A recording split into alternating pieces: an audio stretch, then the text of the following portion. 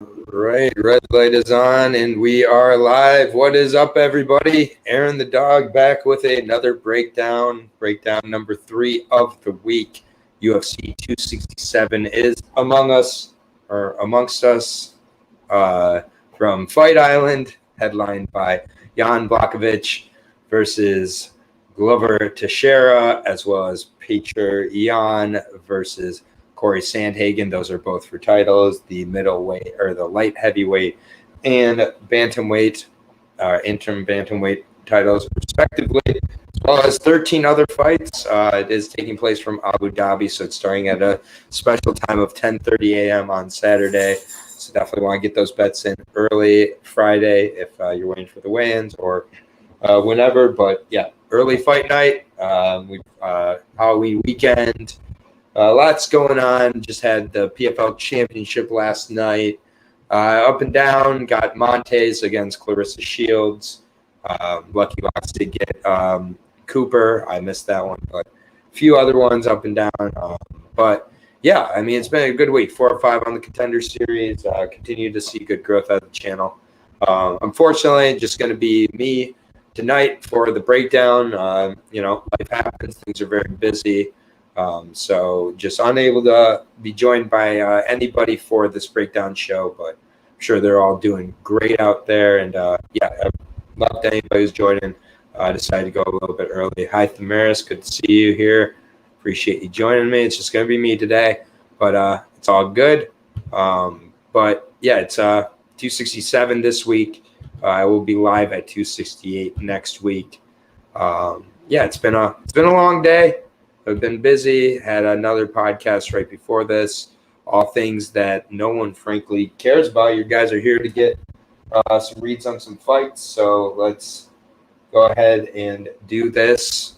I'm gonna try to keep track of the timestamps, but make do here. Alec, good to see you, man. Good to see you guys. Thank you for joining me early here. Got 15 fights to go through. I got nobody to talk to, so I'll do my best here. But apologies, trying to keep the ums and the uhs and trying to keep all the information straight, but doing the best we can. All right, starting at the 125-pound division, Tagir Beckhoff taking on the newcomer, Alan Naciamento. The Brazilian, we got Brazil against Russia here. I'll be breaking down the Brazilian first here, 18-5, 30 years old, actually younger than Tagir Beckhoff, who's kind of known as a prospect here, and has more experience with 23 fights, 5'9", 69.5-inch reach out of Shootbox Diego Lima in Sao Paulo, Brazil. Naciamento won his last fight out.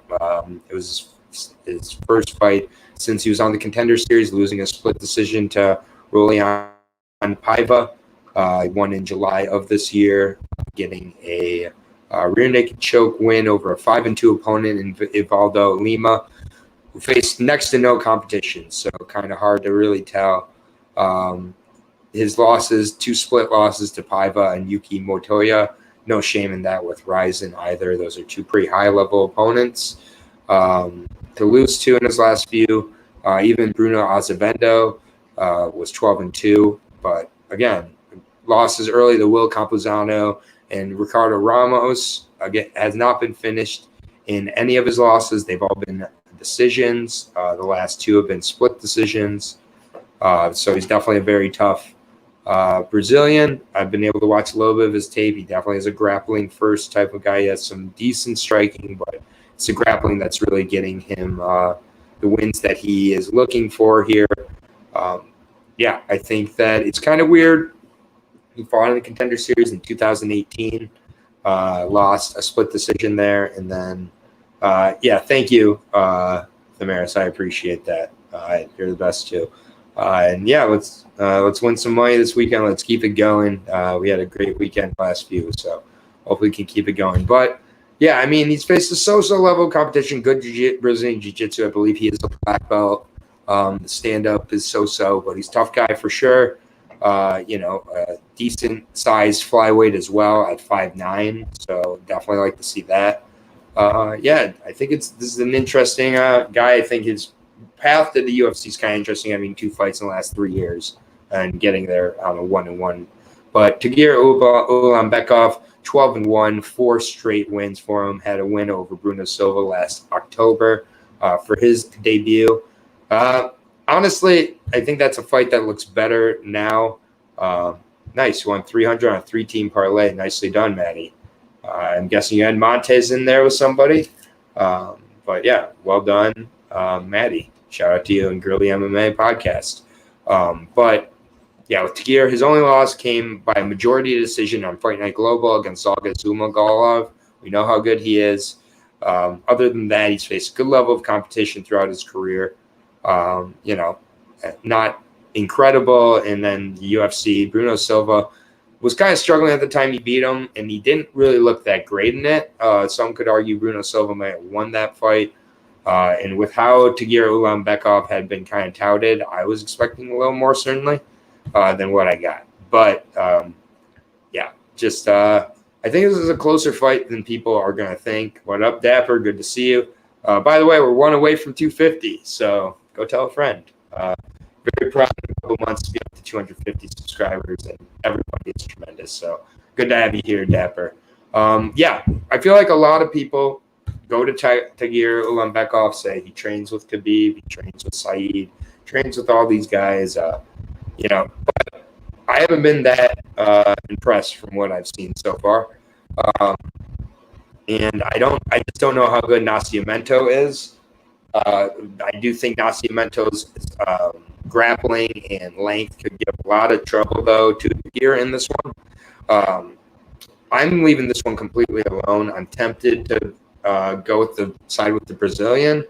I will take Tagir by decision. I think Tagir is going to be pretty tough to beat on Fight Island. You're going to have to beat him pretty emphatically, and he has faced a good level of competition, so he should be ready. But we just don't know with Naciamento. 2 fights in 3 years, 1-1, a split decision against Paiva isn't exactly tremendous. But, I mean, it's really, for me, when I look at it, it's the odds that I just think you see Tagir, you see Russia, and you're just getting a little crazy. Minus 400, I'm just not touching that with what I've seen so far. We really don't know what version of Naciamento we're getting. This is a complete pass for me. But I'll say Tagir gets the win. But, again, I'll say decision, but I'm not too confident. And I do think that Naciamento could be much better. He's the younger guy, double the experience. So I think a lot of people are going to put Tagir in there, and I would not be so sure at minus 400.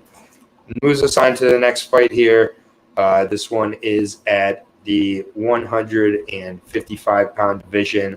This is a fantastic second fight on the card. I don't know why this is not higher, if not on the main card. Amir Ismagulov against Magomed Mustafayev. 23-1 against 14-4. Good records. Fighter Gym against Jackson Winklejohn. 5'10", 74-inch reach on Ismagulov. Kazakhstan against the Russian, 33 years old, and Mustafayev, 5'8", 71-inch reach out of Jackson Winklejohn. Mustafayev, the sniper, 14-4. This guy's he's a handful for sure. Very physically strong, good striker, better wrestler in my opinion. Even though he does have that knockout by spinning back kick of Fiziev in Fiziev's debut, which has aged tremendously. Tons of parlays this week to make up for the odds. Yeah, definitely a parlay card here, which is fine with me. I didn't recognize you with your name now, Christopher Hutchins of Visceral MMA. So I didn't recognize you with the full name there. But Mustafayev, he's had 5 fights with the UFC, 3-2. Split decision loss against Brad Riddell, which was a very close fight. Brad Riddell did outstrike him, but Mustafayev, I think, took 2 of the rounds with the grappling personally. But it's a close one. By no means a blowout. And Brad Riddell, really good competitor there. Before that, took Fiziev with the spinning back kick, knocked him out. That looked great. Kevin Lee was a tough one for him. But, Joe Proctor. So, pretty decent level. And Peter Hauptmann, the guys he's fought in the UFC. He did beat Abubakar Nurmagomedov, outside of the UFC. It was by a doctor's stoppage, but good level of competition outside the UFC, especially towards the end of his kind of Russian regional career. He's a tough guy. I think that this is a very good fight. Sometimes the volume is a little bit too low for my liking. Definitely always forget to switch Maddie, special guest appearance indeed. Damir Ismagulov. I mean, there's just very little not to like about this guy. 23-1, tremendous record for the Kazakhstan fighter, 30 years old. He's fighting out of Russia fighter gym, last fought in May of this year, getting another decision. He's gotten decisions in all of his UFC bouts so far, all 4 of them, including Alex Gorgi's, not great. Joel Alvarez, pretty good win. Thiago Moises, a very good win. The Rafael Alves fight, interestingly enough, was the fight that he had the most trouble with. Third round, Alves kind of put it on. Damir slowed down a little bit, but that's the only kind of chink I've seen so far in the armor of Damir. Other than that, he's good everywhere, good grappling, good stand-up. See a lot of KOs on the record. M1, veteran, facing tons of great talent with M1 as well. That definitely prepared him for this. He just looks very poised, keeps a great pace, good volume. I just think that if Mustafayev is not able to get this fight to the floor, Damir kind of cruises to another decision. He's a decision machine at this point. I'd love to see it finish, but I'm also fine seeing 15 minutes of this kind of very competent MMA, which is what he's been doing. I got to go with Amir here, and I got to take him by a decision until he kind of doesn't take a decision, if I'm being honest. Mustafayev has to be assertive and aggressive with his striking. It's what cost him in the Riddell fight. I think he only had 36 significant strikes. He leaned too heavily on the wrestling. I think it eventually kind of deteriorated the gas tank. I got Damir here. I got him by decision. I do know that this number has gotten a little bit out of hand. Minus 275. I don't love it. I think this is a tough matchup. I think it's one of his toughest. Mustafayev is not to be trifled with. So proceed with caution, even in parlaying that. I do feel that price is better and makes more sense than the minus 400 on Texiera on Beckhoff, though. But I got Damir being the Russian here at Fight Island. And we'll move on. 2 very good fights to start out the card, though, hopefully. The next fight, this is the fight that should be starting the card. This is a stake fight. In my opinion, this is a stake fight. So it is at 185. Yao Zhang or Hu Yaozong, I believe is how it's said. Taking on Andre Petrosky. This is at 185. So this is Hu Yaozong's middleweight debut. He debuted at heavyweight in the UFC. He was a very small heavyweight though. But yeah, 3-2 versus 6-1. I'll break down Andre Petrosky very quickly here. Pretty consistent what he does. He looks to get in there, use his striking to set up the wrestling, and then from there looks to really push the pressure. One of my main concerns with Andre is the gas tank. That is how he's been beat twice. He was beat by Brian Battle on The Ultimate Fighter, where he was really putting the pressure on well, got nailed. Exactly, visceral. It's pretty much my thoughts on it too. He got nailed with a knee and then hit with a pretty good elbow, and then Brian snatched up a ninja choke. Shout out to Brian. Hope you're doing well, man. And then, snatched up that ninja choke there. And then also his fight against Aaron Jeffrey with LFA. Same type of thing. He was looking really good. Second round gasses. Aaron Jeffrey survives it, puts him away with the knees and ground and pound. So a little bit of some chin questions, a little bit of some gas questions for Petrosky. He's got a very favorable matchup here, though, in his second fight in the UFC. His first fight was super favorable, and Michael Gilmore as well. Hu Yaozong, 3-2, 26 years old, out of Tiger Muay Thai. Lost his last 2 to Cyril Askar and Rashad Coulter. At heavyweight, he's now fighting at 185. I just think that He's very, very green. It's a couple KOs and a submission finish, but his combined record of his opponents before UFC was 2-4 with 3 opponents. Got choked out by Cyril Askar in his last win in the UFC and one of his last wins in his MMA career. And then he was put away by decision against Rashad Coulter. It was a closer fight. Petroski should win this as long as he doesn't gas. I just think that Petroski has the pressure, the wrestling needed, and I would say most likely Petroski gets the finish here just because I'm not so sure he's too confident in going the distance, nor gas-wise if he has the ability to.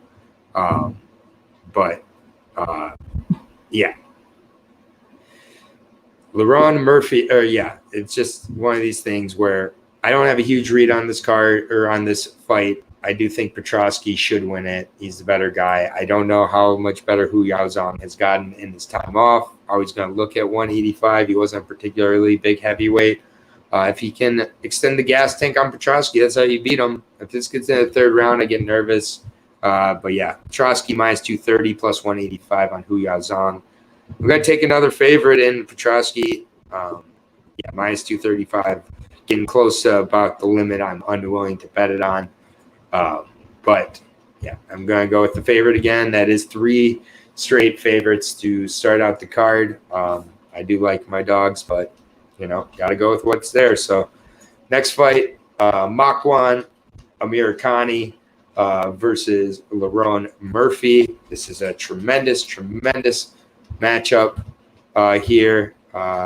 Really excited about it. Makwan Amir Khani, still one of my favorite guys, Mr. Finland, 16-6, taking on a 10-1 English Laurent Murphy. I'll break down the Miracle first, 5'9", 73.5-inch reach here for the Manchester top team representative. And so Laurent Murphy here, 30 years old, entering that absolute prime for him. And 10-1, he's won 10 straight or 14 straight going back to his amateur career. His draw coming against Sibera Tukov, who is fighting later on this card. And I kind of thought Laurent won that one. I had it scored for Laurent. I've gone back and watched it. It's a really good fight, very close. But the striking of Laurent looked free and easy.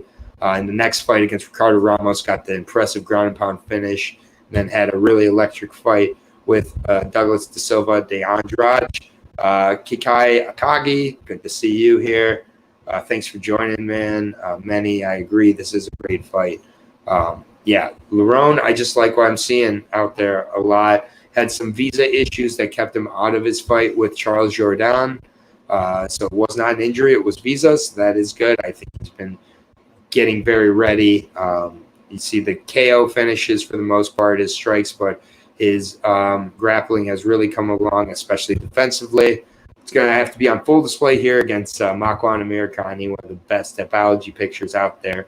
Mr. Finland, 16-6.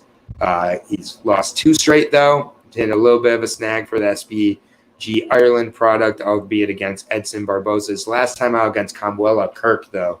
That's the one that troubled me.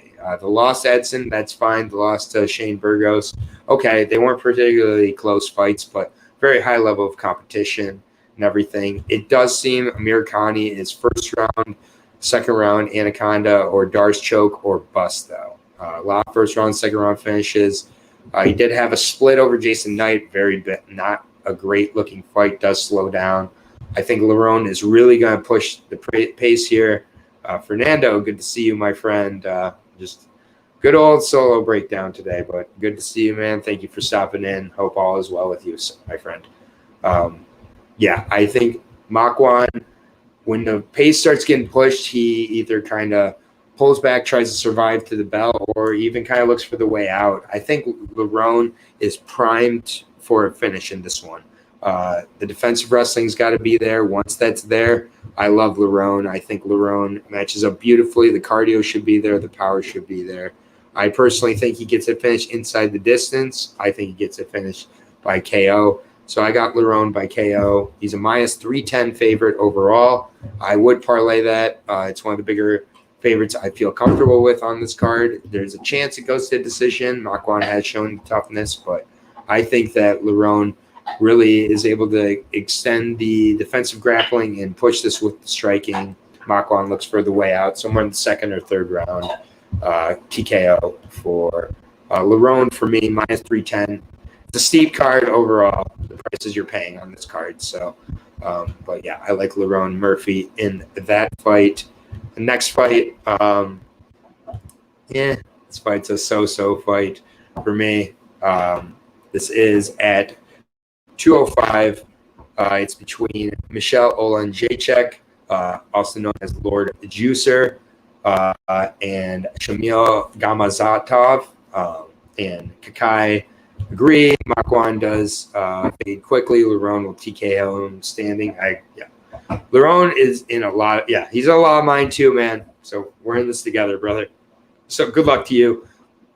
I also like him inside the distance, which will probably be a decent price for him with the decisions. But light heavyweight bout here: Michel Lord Olenjacek against Shamil Gamazatov, Umar Gamazatov on some YouTube videos.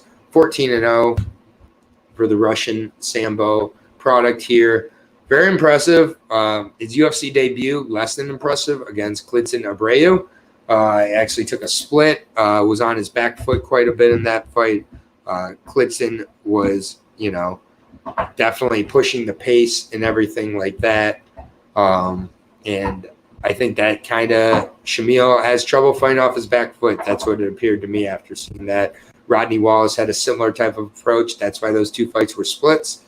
Shamil, good stand-up, has a couple of KO finishes. His grappling, much more what he's known for, particularly as armbar. Also has a triangle finish. I don't know Rex Harris too well. It was a decision win in both of his PFL fights. Split decision in his UFC debut. And then he took off since November of 2019.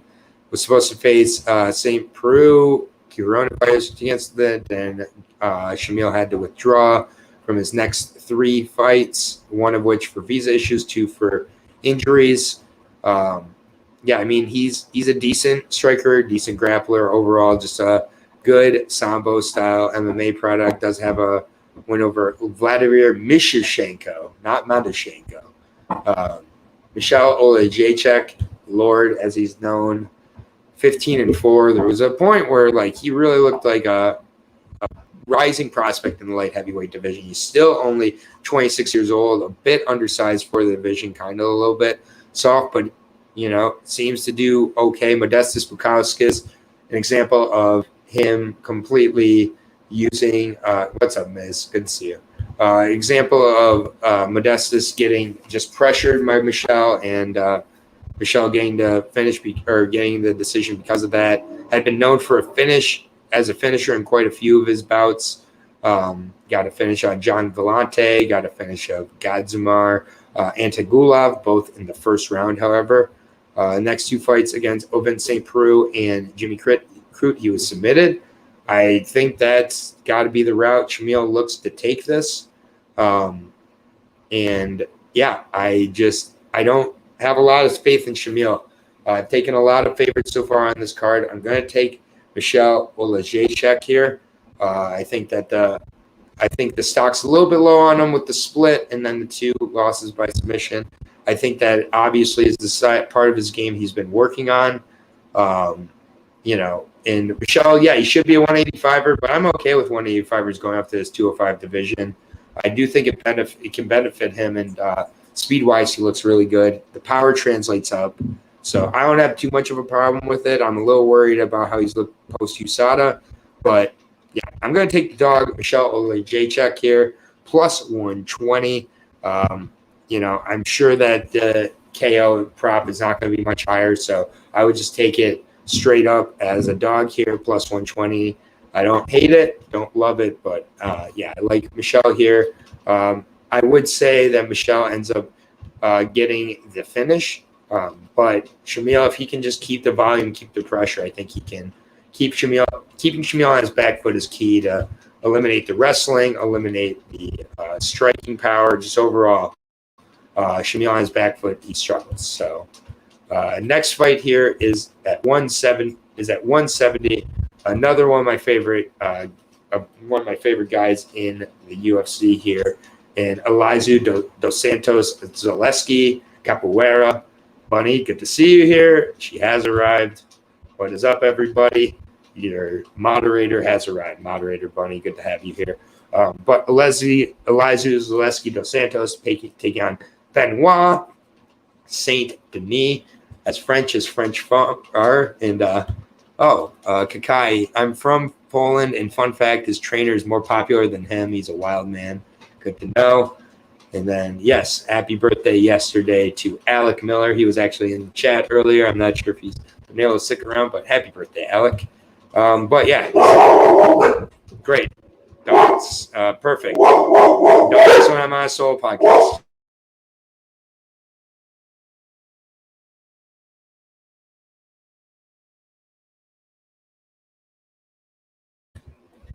Gotta love the dogs. But 170 division here, kind of a classic here. We got the striker versus grappler here. Benoit Saint Denis, God of War, 8-0 for the Frenchman, 25 years old, out of Wolverine Team Elite and Bulgarian top team, former French Special Service, Special Forces member as well. Benoit, 8-0. Really good highlights. You're able to find him mostly on YouTube as well. 5'11". He's a smaller welterweight, kind of has that farmer strength to him. He's won 8 straight, obviously, with 8-0. All finishes, mostly submissions. Also one striking finish of a 13-4. Mario Said, 15-4. Good records on the slate here. Yeah, I mean, I've liked what I've seen. He's very aggressive with the grappling. Looks to go in there, uses wrestling, get the fight to the ground. Aaron, not exactly. But yeah, dogs are my co-host today. But yeah, Chico obviously just wanted to get his opinion in here. But yeah, I mean, you can go back and watch his fights. Most of them ending in the first round. One second round finish, one third round finish. Marty, shut up. But yeah, I mean, this is striker versus grappler. Benoit Denis gets his debut at 8-0. Surpassed the Contender Series. That definitely lets you know how the UFC is feeling about him. But Eliza Zaleski Dos Santos, Capoeira, he's one of my favorite fighters still to this day. 22-7 for the 34-year-old, 5'11", 73-inch reach. So a little bit taller, about 4-inch reach advantage as well. Has not fought since July of 2020. Lost that fight as well to go to 22-7. It was a very close fight against Muslim Salikov. It was a split decision. And honestly, I had it for Eliza Zaleski Dos Santos. I thought he was the much more diverse striker, better volume, and everything like that. And I think he got a little bit robbed in that fight. Before that, Alexei Kunchenko looked great, stifled the wrestling really well in that fight, kept the fight at distance, used his kicks very effectively as well as his strikes. Yeah, it was a good win. The Jin Liang fight, that was a brutal one. It was kind of 1-1 going into the third, and Lee just pushed the pace. Eliza started to really slow down, and Lee did not let up. Rapid strikes to put him away in the third round by a knockout, so that was really huge. Before that, though, Dos Santos showed the intelligence against Curtis Millender, took Curtis Millender down, and wrote the Curtis Millender blueprint for how he beat him. Rear naked choke after taking him down. And no one had done that before Zaleski. Zaleski easily could have made that a striking bout, and just to not do that really showed the intelligence and the maturity. He has struggled against Luigi Vendramini, who was an undersized grappler that was on short notice. So don't hold it too much against him. A knockout of Sean Strickland, that's only looked better. Able to defend the takedowns against Lyman Good, Max Griffin, Omari Akhmedov, finished him in the third round. I think that Eliza Dos Santos is being tremendously slept on. I think he's been slept on a ton of his career. He's coming in here against a very exciting high-intensity grappling guy in St. Denis. I think this looks a lot like a few weeks ago with Molina and his opponent, which I'm blanking on now. Jeff Molina and Da Silva, I believe, Daniel Da Silva, where Daniel Da Silva, a very good finisher with the grappling, with the takedowns. Chico, come on, man, please. But yeah, I'm going to take Eliza Zaleski Dos Santos. I think that the size, the experience, and the technical prowess on the feet are going to be too much for him. I was really hoping that some of the hype from the highlight reel and the newcomer would play a factor here. It's not. Eliza Dos Santos, rightly so, a minus 230 favorite, plus 185 on the newcomer Benoit St. Denis. I think a lot of people are going to be on Benoit St. Denis this weekend. I can understand it for sure. Zaleski Dos Santos has had points where he struggled with the undersized grappler. I think that he's going to be sharp here, but 34. So the capoeira definitely is going to be slowing down at this point. Yeah, and no odds for the fight to go to distance yet. Yeah, I'm waiting on odds as well, Kakai. But minus 230. I'm pretty biased towards Zaleski Dos Santos, Eliza Zaleski Dos Santos. So take that into account. But I think the minus 230 is fair, but it's tough too because we don't know how the 25-year-old newcomer is going to look. And if he gets to sit ground, I'm going to be pretty nervous throughout the fight. He's just that level of a grappler. But I got to go with Zaleski Dos Santos, the experience and everything like that. So moving on here. We're almost halfway through the card here, 7th of 15 fights. Thank you guys again for joining me. I really do appreciate you all. Albert Doriav taking on Roman Kopylov here at 185. Doriav a month ago was on the Contender Series. Now he's getting another fight in the UFC after pretty decent amount of inactivity. We'll take a look at it here shortly, but Roman Kopylov, I will be breaking down first. 8-1 Russian here, came in with a ton of hype. 30 years old, 6 foot, 75-inch reach. Lost his UFC debut, combo sambo style for him. Lost his debut to Carl Roberson. It was how he lost his debut to Carl Roberson. Honestly, he was completely. Yeah, thank you, buddy. Not easy, but I appreciate it, and yeah, doing the best I can. So thank you for being here. I know it's a busy day for you, so appreciate you popping into the chat. But yeah, it's my trouble with Roman Kopylov. His UFC debut was in November of 2019, and then he disappeared. He looked pretty useless in that one, if I'm being honest, and he got choked out by Carl Roberson. That's not how I want to see a loss to Carl Roberson. He's had visa issues. He's had injury issues in 2020. Now 2021 fighting at Fight Island against a guy in Doriav who has a lot of experience in that area as well. Kopylov was the Fight Night Global middleweight champion. So came over with a ton of hype. Looked, to really have good striking for the most part and decent takedown defense to allow the striking to go down. But that was not there against Carl Roberson. He really just had nothing to offer Carl Roberson. Yeah, I also missed Fight Island. Doriav, inside the distance is the way to go. And I see Kakai, I'm going to have some things to say. Miz, okay, everybody is all over Doriav. This is interesting. I'm a little more hesitant, I'll be honest. Abu Saban Alikhanov fight, a really good fight to watch of Roman. Honestly, his Fight Night Global, he looked really good. Light on his feet, mixing it up to the body, good knees, good punches, elbows. Really, everything's there. He's got legit KO power. And if the takedown defense is there, Albert Doriav could have more trouble than I think people are realizing here. He looked outstanding against Kyle Bittencourt on the Contender Series. He just takedown, and then I would pick. Trust me, no, I'm human like everybody else, and I didn't say what I was picking yet. But I mean, he looked outstanding. Doriav did on the Contender Series. The takedowns were relentless. just overpowered him with the grappling, put him away with a neck crank, not even a rear naked choke. I mean, it was crazy. But that was his first fight since 2018. He hadn't fought since September of 2018. And yeah, he looked very good against some decent competition there as well. Peter Struss, a 13-3 opponent. Clifford Starks, former UFC opponent, put him away. Vasily Valosinikiv, I don't know who that is, but 32-5 and looked good in that fight.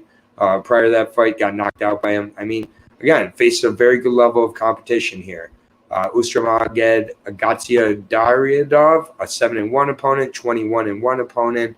Konzdoko, who made his UFC debut a while ago, got knocked out by Anatoly Tokov, who we just saw in Bellator. Ramazan Imiev knocked him out as well, and Evgeny Fomenko knocked him out, an 8-6 opponent.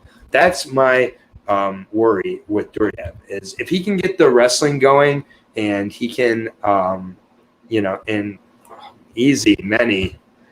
down. Let's all calm down. You guys are way more on Doriav than me. He's going to have to do more than show me against a 14-6 Kyle Bettencourt after 3 years off that he still doesn't have chin issues. He's been KO'd 3 times in his 3 losses. He is facing a striker, a very large striker in Roman Kopylov, who has been off for 2 years. We do not know the improvements Kopylov has taken, but this is one that I am actually steering towards the underdog. And maybe I end up slapping myself on the head afterwards. But honestly, for me, this is really a dogger pass. I don't trust Doriav's chin at all. I think the 3 knockouts in his 3 losses, taking off the amount of time he's had, I need to see more first. Miz says it here. Kopylov has fast hands. He did get submitted by so that's MMA math, and I get it completely. Kopylov also has been off for 2 years since that fight against Carl Roberson. He had nothing in that fight. I'll be very clear. His stand-up looked terrible. His grappling looked terrible. His wrestling looked terrible. I'm not sure what the deal was. That was his debut in the States, so maybe that has to do with it. This is overseas for Kopylov. It's also in a place where Doriav's going to have a lot of support as well. I think this one is just close. I think this one's way closer than the odds are specifying.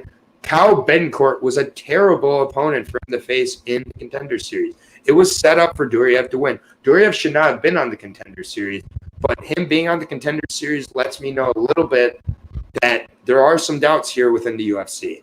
Everybody's on Doriav. I get it. That first round was tremendous against Bettencourt. I'm going to take the dog in Kopylov here. Plus 250 against a minus 325. I think that Doriav is not a complete sure thing that so many people think. Doriav being compared to Kazmat Chimaev. I'll be talking about Chimaev later, but I need to see more. I believe it was Bunny up there who said I need to see more out of these guys.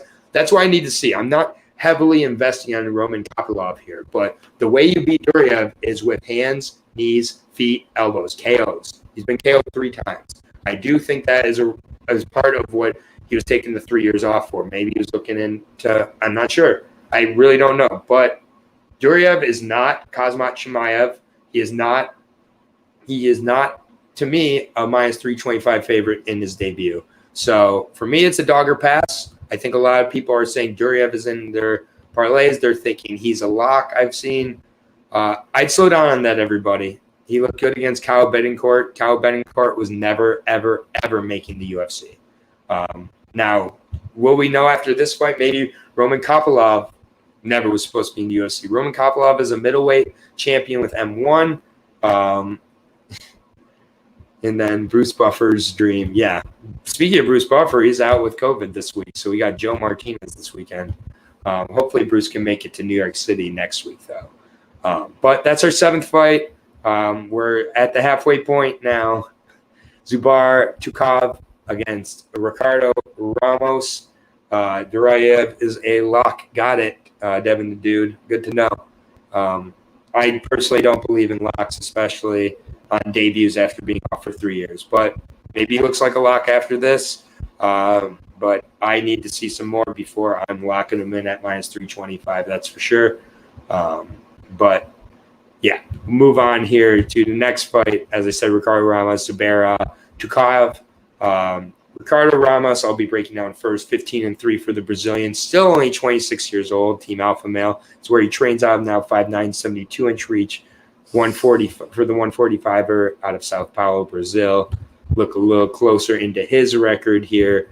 But yeah, I like Ricardo quite a bit. 15-3. Won his last fight out back in May of this year against Bill Algeo. A fight I know a lot of people have Bill Algeo in. They thought Bill was gonna. That kid is too inexperienced. That kid is in the Fight Night Global Middleweight Champion is too inexperienced, or Doriav. I'm not sure what you're talking about, Dev, but I'd say a middleweight experience in Fight Night Global is pretty decent experience. But Ricardo Ramos, a lot of people had Bill Algeo to be able to kind of dominate the wrestling, dominate the grappling, and just win that fight. And Ricardo just looked outstanding everywhere. Came in as a dog. A lot of people really seem to have fallen in love with Algeo. Came as a dog, kind of dominated that decision. He did get ground and pounded out by Laurent Murphy. No real shame in that. Before that, Journey Newsome and Eduardo Gargoni. Choked out Eduardo Gargoni. His two losses in the UFC, Said Nurmagomedov and Laurent Murphy, both by knockout in the first round. Had a really good knockout of Ayman Zahabi as well. But yeah, I just think that this is a really good, solid opponent here in Ricardo Ramos, facing a good wrestler in Tukov. His striking so far. What we've seen get Ramos is the striking. His jiu-jitsu seems very good. Good to decent takedown defense, especially with his length and his movement. I think those are what aid him most in this one. And yeah, saying not touching it. This is a close fight. I gotta pick Ramos. Don't think he. Okay, this makes no sense. This is a close matchup. I gotta pick with Ramos. Don't think he wins though. That makes no sense. Read that back to yourself and just think about it. Yeah, Kakai not touching this. Miz is on Tukov. Yeah, I really liked what I've seen out of Ramos's overall game here. He really seems to be building off of being mostly kind of a Brazilian Jiu-Jitsu guy early in his career, then fell in love with the stand-up maybe to a little bit too long of an extent. And then the last fight with Bill Algeo mixed it up really well. Looks to really be entering kind of that flow state, 26 years old, entering the prime. Lost a grappling bout by escape time, so I don't worry about that either. So keeping the grappling sharp, keeping the stand-up sharp. Sibera, Tukov, he's going to have to grapple in this one, at least defensively. 19-5 for Sibera, Warrior, 30 years old, training on Kripas Fight Club, as well as, obviously one of Khabib's boys here as well. Lost his last fight to Hakeem Dawodu by split decision. Very close fight there. Basically struggled with the takedowns at times, and the stand-up was kind of up and down. Pick is in pitcher. Okay. That makes more sense. I thought you were like, I'm picking him, but I don't think he wins. And I was going to be like, dude, you should not pick people you don't think are going to win. That makes more sense. Sorry, Dev. Sometimes you're hard to understand. I don't know if you understand, if you get that. But Sibera also has a split against Moicano, a draw against Laurent Murphy. This is the thing, a split against Felipe Nuvar. I mean, I don't think you're really rushing to a window to bet this guy, if I'm being honest. He has a lot of very close fights with his fight style. And, the fact that he kind of gets grappling heavy at times. He does have that knockout of Kevin Aguilar, but it's kind of setting up the strikes to get in on his grappling. I do think Laurent Murphy won that fight. I think that's what this fight looks similar to. If Sibera is not able to get the takedowns, no, it's all good, Dev. I just took you literally. That's my bad. If Sibera doesn't get the takedowns, I think that this turns into Ramos's fight all day long. And just honestly, to me, I think the speed and just the length of Ramos are going to be a lot to deal with. Sibera, 5'8", 68-inch reach. Striking is so-so. He's very tough. definitely. I don't think he gets put away necessarily in this fight. He's only been knocked out one time by Ahmed Aliyev, I believe, of PFL. But I just think that Ramos, he keeps getting better. He's faced a really tough level of competition. 5'9", but 72-inch reach, so a 4-inch reach advantage. Working with Team Alpha Male, you know that wrestling's been worked on. So, you know, I like Ricardo Ramos quite a bit not quite a bit. I like him in this spot. I think this is a close fight. Plus 140 on Ramos. That is wild to me. I think this should be much closer to a pick'em. Sibera has had way too many splits and draws for him to be a heavy favorite. I can't wait for Saturday morning. I agree. But yeah, I definitely think that plus 140 on Ramos. I love it. Give me that dog all day. I believe that's my third dog on the card so far, but I'll go through at the end and really quickly. Aaron, when can we expect a collaboration with one of the sharpest bettors, Gianni the Greek? Heard he likes to sprinkle things. Oh, my God. If he fucking says he's sprinkling another thing, I'm going to reach through the TV and punch him. There is no chance I will be doing any sort of collaborations with Gianni, that fucking oily Greek bastard. Sorry, with all due respect. He's better than the guy that the PFL has, though. That guy is a real garbage capper. Was it Ian Johnson or something? I don't know what his name is, but the PFL bet capper, garbage. Don't listen to him. Okay, so you took the four biggest favorites and put them on a parlay together. That's pretty normal. Good luck, Dev. I don't know what to. We're on our 9th fight of the night here, out of 15. I'm all alone here. I'm gonna get loopy as this goes, so apologize. It's been a long day of work. Had a podcast before this. I do the best I can. I'm glad that you think I'm funny. Dev, I'll give you. Dev's earned my respect. He took the Justin Villegas approach where I'm like, is this dude serious? And he's not really, but he kind of is. But at least you can make fun of him, and he's gonna realize that he deserves to be made fun of. So glad that you keep coming back, Dev. You're fucking wild though with your four biggest favorites being your parlay. What does that pay out? Plus 140? Really risky there. Amanda Rivas versus Verna Jandaroba. I will be breaking down Verna Jandaroba first, the Brazilian here, 17-2 for Kakara. 33 years old, 5'3", 64-inch reach. Won her last fight out back in June against Kanako Murata. Very impressive. Just the size and the strength and the grappling acumen. That it was all there for Verna. All locks, easy money. Okay. Whatever you say, man. I don't believe in easy money with MMA, especially at the highest level. I'm just saying. I think that's nonsense. But good luck with your plus 140 four-fighter parlay.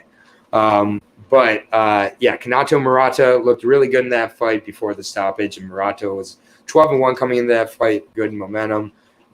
Really close fight with Mackenzie Dern. Yes, it was a decision by Mackenzie Dern. Which unanimous decision, but I thought it was much closer than that. I thought it could have went either way. Kind of was one of these where the grappling got canceled out, and it was kind of a sloppy striking bout. Same with the Carlos Esparza. That's how it lost. That's kind of how you beat Verna. If you can stop the grappling and she turns into a striker, gets real close. Mallory Martin, Felice Herrig both got finished, and Murata got finished. So the 3 wins for Verna have been very impressive. Over with Invicta had very high quality wins as well. But strong grappler, physically imposing. It's just but up against a really interesting opponent here in Amanda Rivas. 10-2. She's very marketable, as we all know. Lost her last fight out to my girl, who cashed again as a dog in Marina Rodriguez. She was knocked out twice in that fight in the second round. It was brutal. Verna is trash. Okay. And your boy has 15,000 on Hamzat. That is a very stupid bet. Even if it comes through, that's stupid. And then, yeah, I just think that, Ribas, indeed, we both had Marina. My co-host Bunny, of course, was on there with Marina. Everybody's picking Ribas here. And everybody's picking Ribas, and we know why everybody's picking Ribas. Visceral. Everybody's picking Ribas because she's marketable, because they think with other areas. Ribas's wins in the UFC, let's slow down for a minute. Emily Whitmire, okay. Mackenzie Dern, fresh off of pregnancy, okay. Randa Marcos, I guess she got a win last week, but okay. Paige Van Zandt. I'm not sure if those all of a sudden equal unstoppable beast who should be a favorite here against Verna Jandiroba. Long story short, these odds are the way they are because of how Amanda Ribas looks. Oh, really? Okay. I'm sorry, everybody. Let's stop the Dev the Dude. Everybody. Dev the Dude has discovered MMA math. MMA math. Never mind. Ribas beat Dern, and Dern beat Verna. Let's not look into how Dern was less than 4 months off of a pregnancy against Amanda Ribas. Let's not look at that. Let's not look at that. Dern's fight with Verna was 2+ years later. We just got MMA math from Dev the Dude, everybody. Everybody clap for Dev the Dude and his MMA math. And then the fucking nerve to have the fucking condescending thinking emojis at the end of it. You're a fucking idiot, dude. Fuck off. Anyways, this is a really good fight. And even though we just got introduced to MMA math by Dev the fucking Dude, go subscribe to MMA math. If you want MMA math, go subscribe to Dev the Dude. Absolutely. Because MMA math is not happening on this channel. That is the stupidest shit you wrote ever. You're a fucking moron. This is a great fight, straight up. It's really close. I think that Verna is going to be able to. Wait, someone's emotional today. I'm emotional every day, motherfucker. I don't know if you're new here or what, but I'm always emotional. And when someone brings up MMA math, easy money, all these stupid fucking non-analysis terms, I don't need to hear them. Like, that's a waste of my time. And like, I'm doing a solo breakdown, trying to pay attention to the comments, and I see MMA math in there. I'm going to point out how stupid that is. And if you don't know that's stupid, that's your problem. That is your problem, Dev the Dude. But back to this fight. If Ribas keeps this on the feet, obviously this is Ribas's fight to win. I know she got knocked out last time again. And sorry, roid rage. No, this is not roid rage. This is end of the day. Haven't had a smoke, going right into 2 straight breakdowns. And not rage. I'm saying it with love, Dev. Don't use MMA math. This is how we get hurt. Like, oh, you want to tell me how to do my videos too? I can do this however long I want, man. I am super chill, actually. I love taking down non-logic like this, so it actually relaxes me. So you don't need to tell me how to do my videos either. Go over to your channel and deal with your videos. I don't tell you how to do yours, trust me. It's simple as, if Amanda can keep this on the feet for for these rounds, then she's going to have a lot of luck. I definitely know that Verna is going to be able to get this fight to the ground. I think that Amanda Ribas cuts a lot of weight to get down to 115. We've seen after her last fight with Marina Rodriguez, she gained like 12 kilograms, like over 20 pounds overnight. That didn't help her. The body is so depleted the next day. She's depleting her body to get down to this weight. I honestly don't know if she makes the weight. If she does make the weight, then wait, what are you thinking in prying emojis for? Like, she's not complimenting you, dude. Like, fucking get a grip, fucking dude. Verna Jandiroba here is my pick. I think that Verna gets this fight to the ground in 2 of 3 rounds at least. I like her to take a decision here. I think Amanda Ribas is a favorite because she's very marketable, very attractive, and I don't think it has to do with her fighting. I don't think that she belongs at 115. And close fight, minus 170 for Amanda Ribas. Give me the plus 140 dog in former Invicta champion, Verna Jandiroba. I'll take her by decision. I think she's going to be very strong and definitely bring the cardio down. And Deb, you wish I'd show up on your channel for a podcast. And if you think I'm bringing you on here, that's your best joke ever, bro. Good one. But yeah, I'm going to go on to the next fight. MMA math and hearing easy money are just two of my least favorite things to hear on anybody. Yeah, and there we go. Ribas is the favorite, and this is why she's the favorite. I'm going. Anyway, what are you saying? I'm going love for the fights. If you want to join, are you flirting with me? What's going on here? You got shut down by Bunny, and now you're moving on to me? How dare you? I'm not sloppy seconds. But we're going to move on. We're moving on to the main card here. It's getting loose here on the program, guys. I'm feeling some kind of way. I know you meant live, Deb. I'm fucking busting your balls, kid. Yeah, there's no, and if I swear to God, if you compliment anybody on their physical appearance, the moderator will block you. I know my mod, and yo, it is always, I wasn't angry. It was stupid what he said. He's like, oh, Amanda Ribas beat Dern, and Verna lost to Dern 2 years later after she wasn't freshly pregnant. So therefore, this is why we got the odds we have. People like Deb the Dude are why we get dogs every single week on this program. So Deb, thank you. Absolutely, it's all love. Always all love. He gets it. Everybody here should get it. But next fight is Magomed Ankalaev. Congratulations, Magomed. You are finally not fighting Jan Kutalaba. Congratulations. I wonder what it's going to be like for you to finally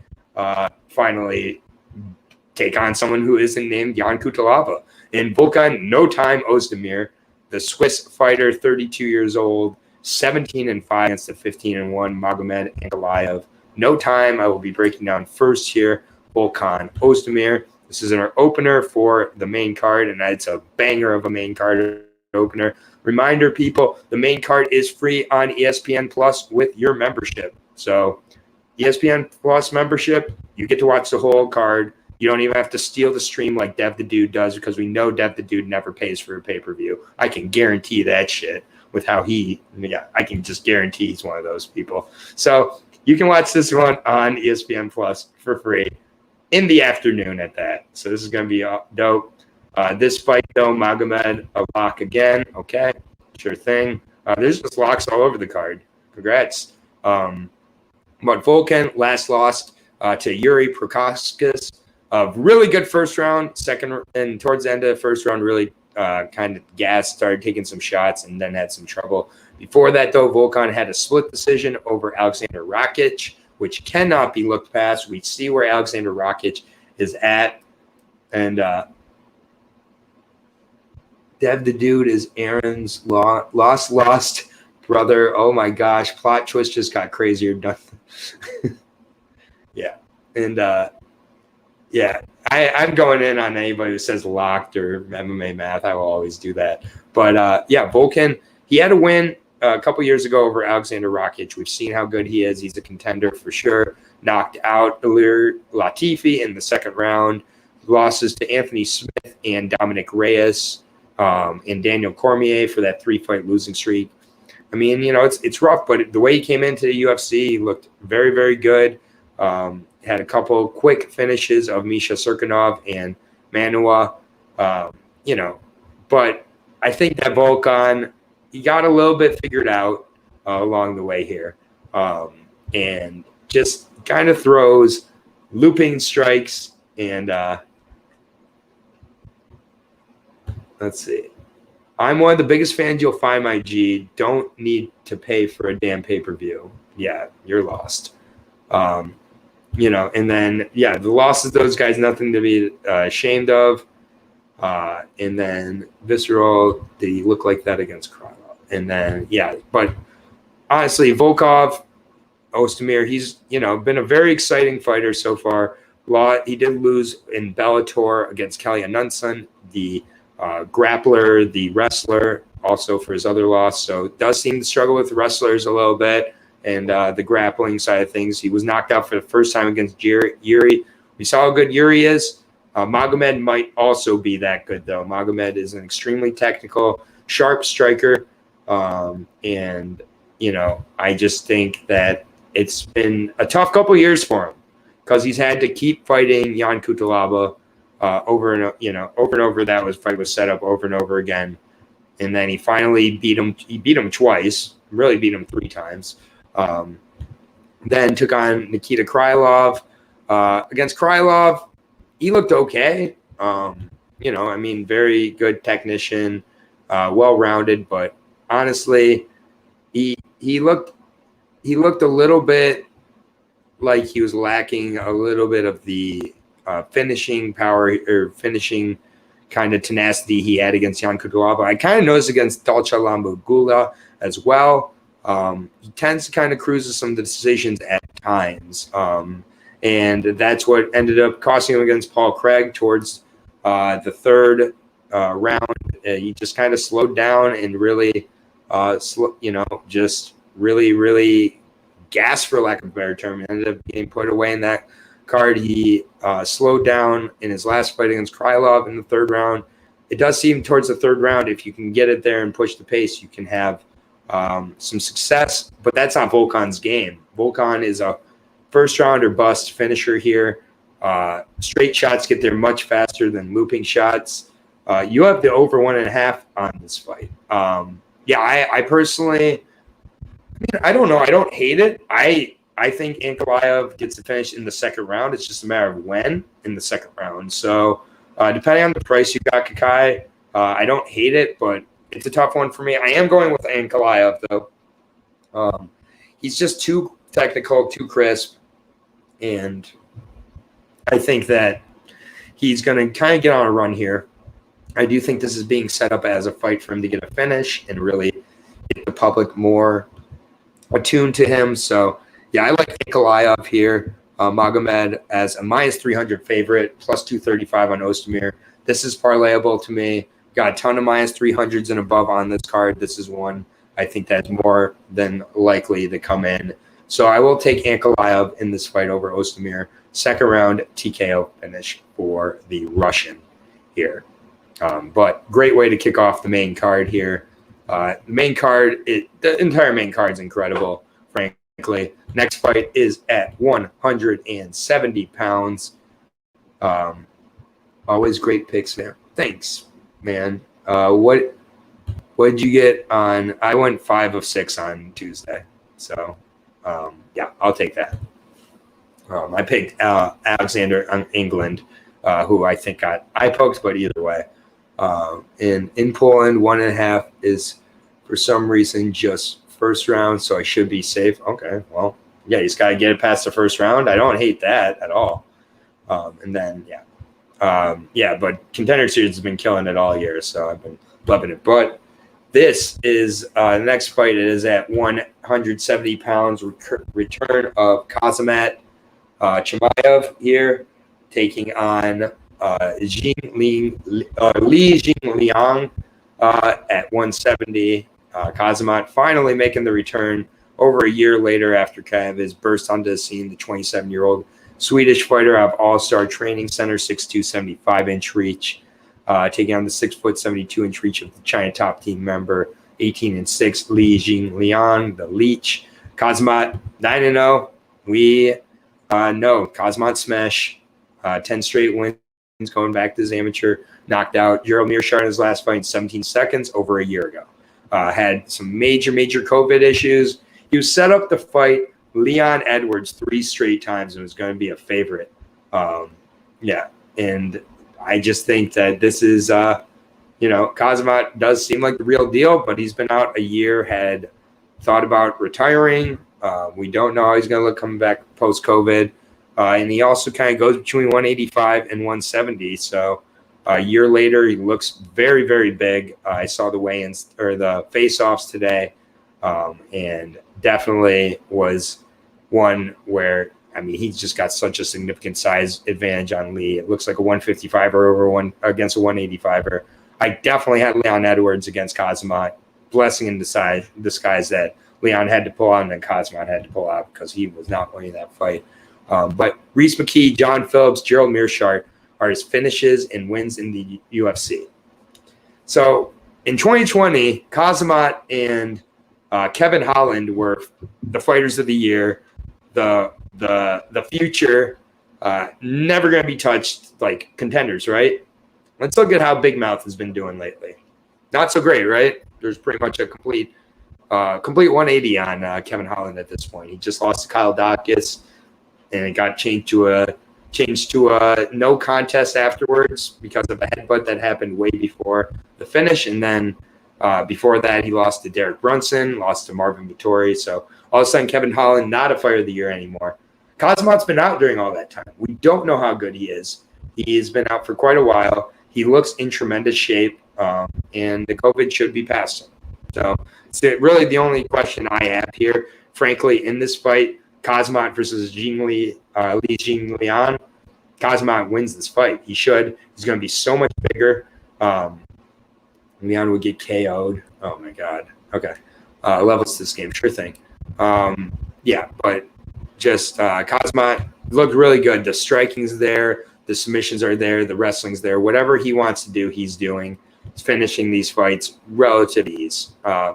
Jin Liang, the Leech, 18-6.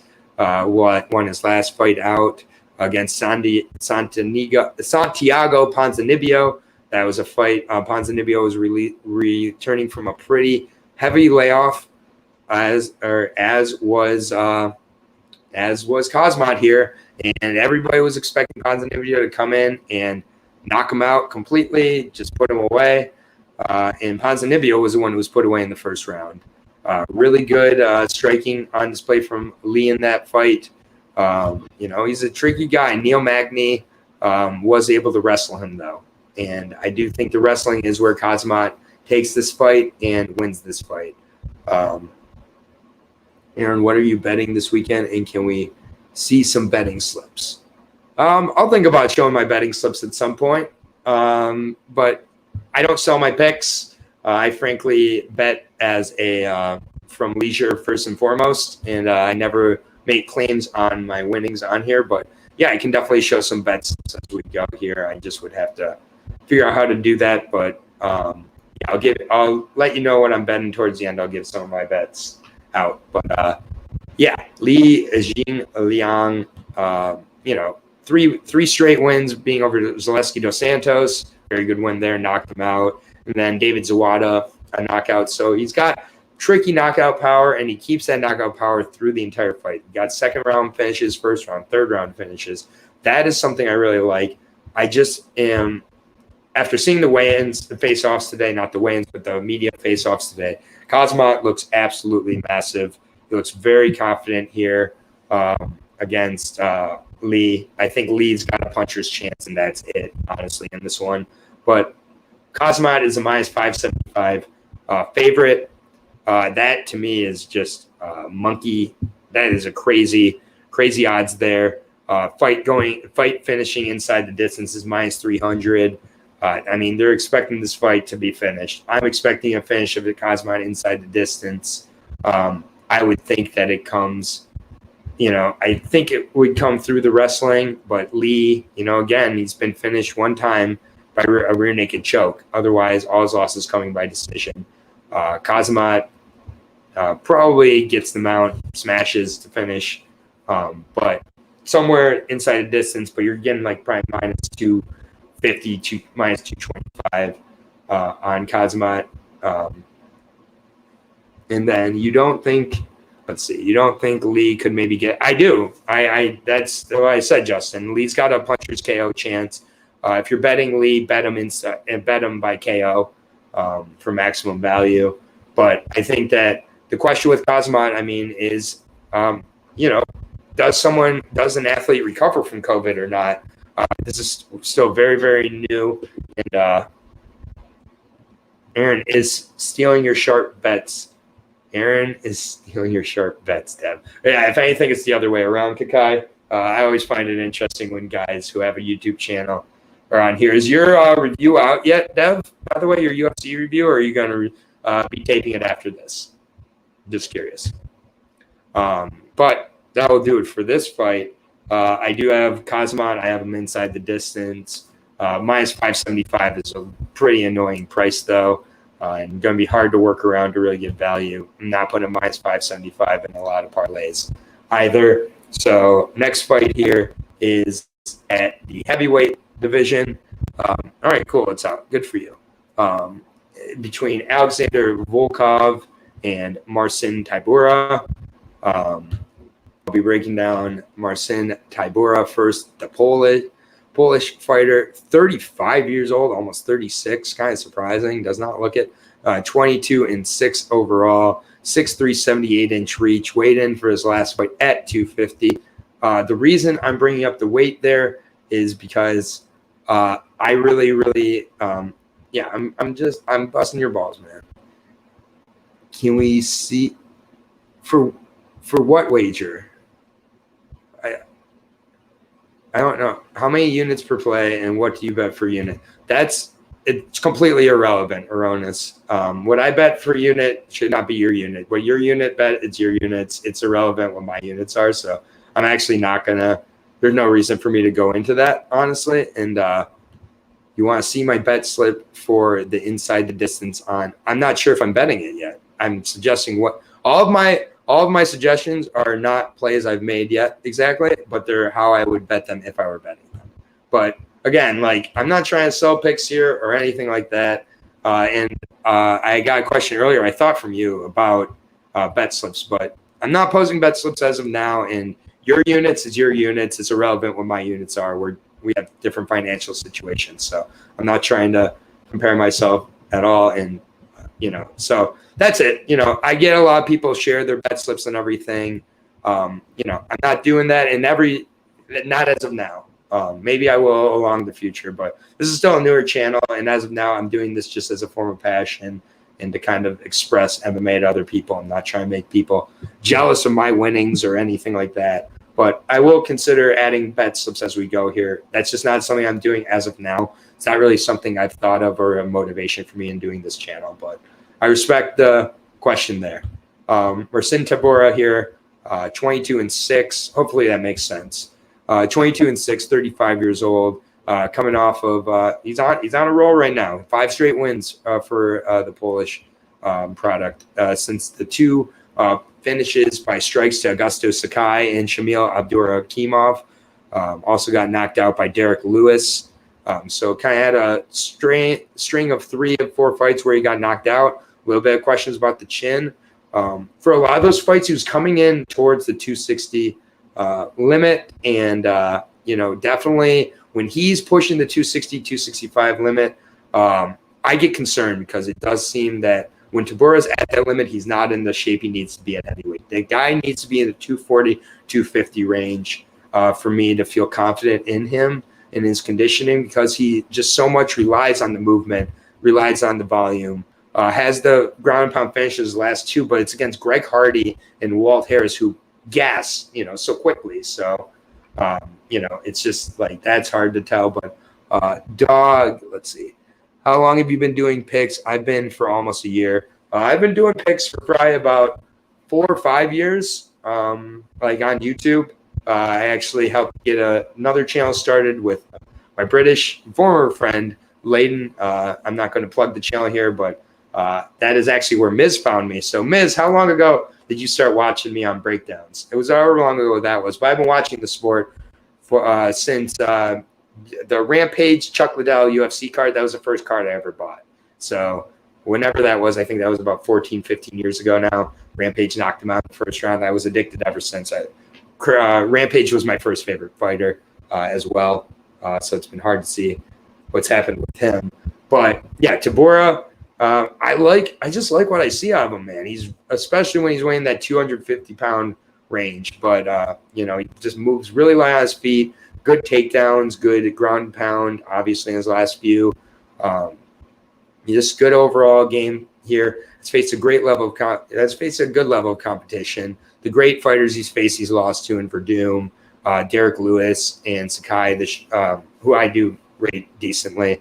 Wins over Stefan Struve, one of my favorite guys, but not good. Sergey Spivak, okay. Maxime Grishin was coming up from light heavyweight. Ben Rothwell, veteran, and then Greg Hardy and Walt Harris. You beat both those guys the same way. Volkov that route isn't going to work against Volkov, frankly. Yeah, I kind of started watching around Forrest and Stefan, but I just kind of watched that fight and then stopped watching it.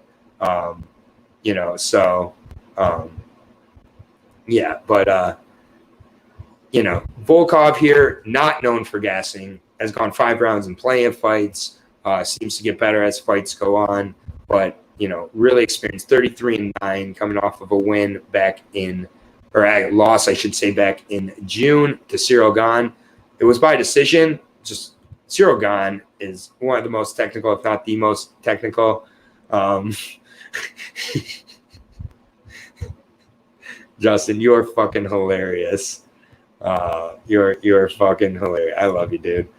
Justin's a legend. But Volkov lost to Cyril, technical battle. Cyril was just more technical. Before that, Alistair Overeem got a really nice knockout of him. Knocked out Walt Harris in the second round after letting him gas. Curtis Blades nearly finished him in the 5th round. Got a 10-8 5th round after getting absolutely out-wrestled for 4 rounds. I think Curtis Blades had like 18 to 20 takedowns in that bout. It was just crazy. But yeah, I mean, you see the guys Volkov has faced in the UFC: Tim Johnson, Roy Nelson, Stefan Struve, putting him away, Fabricio Verdum, Greg Hardy, tons of 5-round experience as well. Got knocked out by Derek Lewis with 11 seconds left in their fight. Otherwise, he would have won that fight. Former Bellator heavyweight champion as well. He's really, really good. I think that fight against Cyril was nothing to hang his head at. I just think that Volkov is able to bounce back here against Tabora. I think that the size is going to be really tough.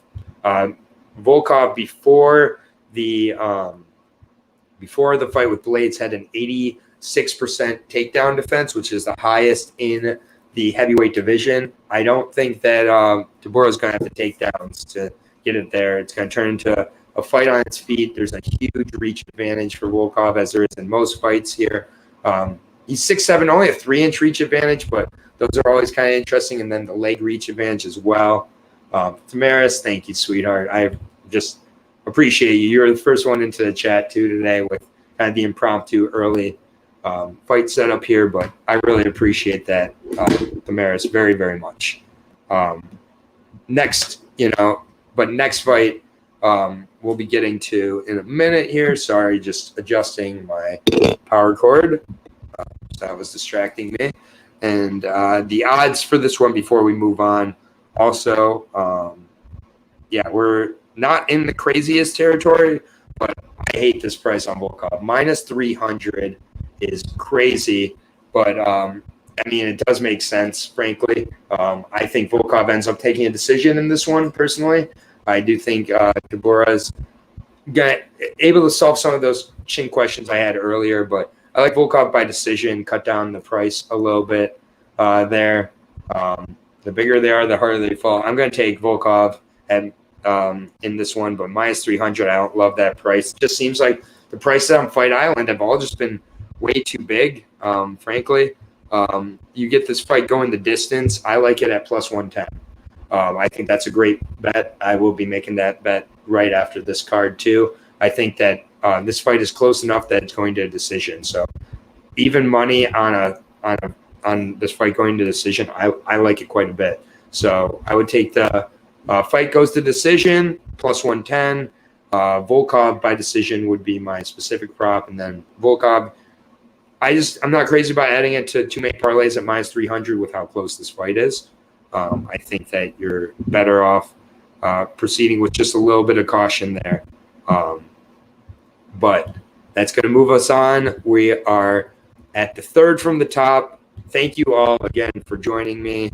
I'll be honest, I am ready to pack up a giant bowl after this and kick back. but I'm going to keep it focused for these last 3 fights here. Third for top, we've got Islam Makhachev versus Dan Hooker. This is an awesome fight that is only happening, obviously, because Makhachev took the fight, but because Dan Hooker is stepping up like he is. The Maris, a baller is what you are. So a baller is like it's an American term, like for like a big timer, like someone who's awesome.